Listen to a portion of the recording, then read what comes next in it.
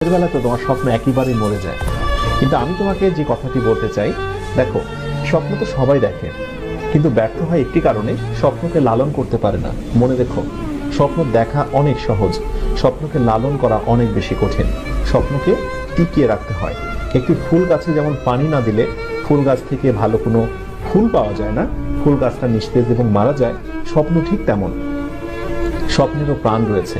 স্বপ্নকে বাঁচিয়ে রাখতে হবে প্রচেষ্টা, আন্তরিকতা এবং ভালোবাসা দিয়ে। উদ্যোগ নাও, প্রচুর পরিমাণে পরিশ্রমী হও, চোখের ঘুমকে বিদায় দিয়ে দাও। প্রতিদিন 6 ঘন্টার উপরে ঘুমিও না। খুব কাজ ছাড়া অকাজে গোসিপিং করো না। নিজেকে নিয়ে একটু সময় দাও। ফাঁকা সময় পেলে একটু নিজেকে সময় দাও। নিজেকে নিয়ে চিন্তা করো, আনন্দে গা ভাসিয়ে দিও না। সফল হবার জন্য প্রচুর পরিমাণে ডেডিকেশন প্রয়োজন।